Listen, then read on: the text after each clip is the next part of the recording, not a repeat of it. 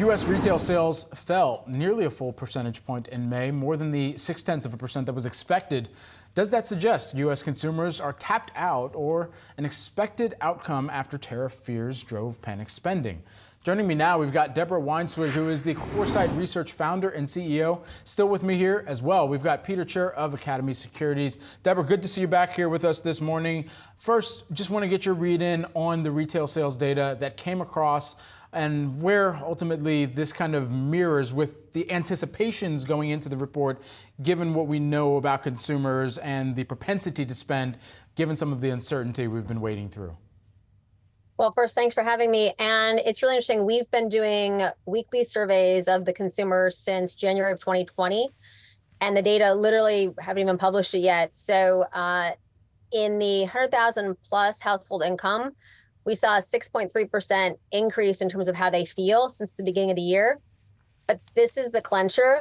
The greatest negative number in kind of middle income, 50,000 to 100,000, a 12.7% drop.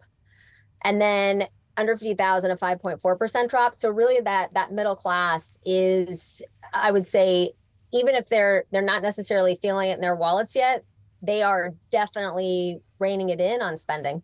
How, Peter, do we get to a point where some of this data doesn't scream stagflation?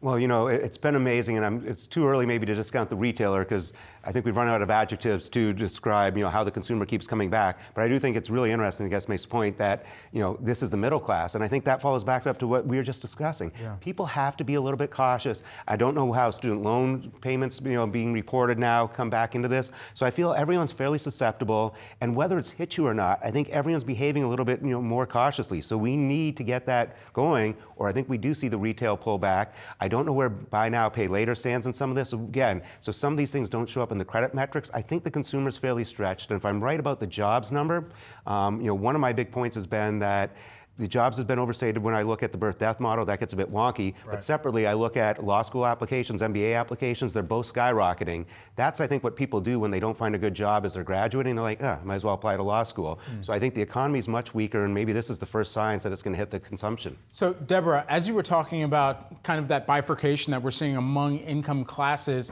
I wonder as well where you anticipate across the retail environment, specific names will bear the most impact, either to the upside or the downside. We got about 45 seconds. So I think it's interesting, right? We're seeing Amazon extend Prime Day. We're seeing kind of Walmart lean into more alternative revenue streams. I still worry a lot about Target and some of the dollar stores because Walmart is now capturing that 100,000 household income plus. Concerned about the department stores, and we are seeing strength in luxury and some of these direct-to-consumer luxury brands that are new and kind of like only on TikTok, but that's been a really interesting area of growth as well. Yeah, they've popped up in my feed pretty much everywhere here, so it's working, whatever they're doing, and it's got me to buy a couple times. I've bit the bait. Deborah, thanks so much for taking the time here with us today. Good to see you. Thanks as always. Take care.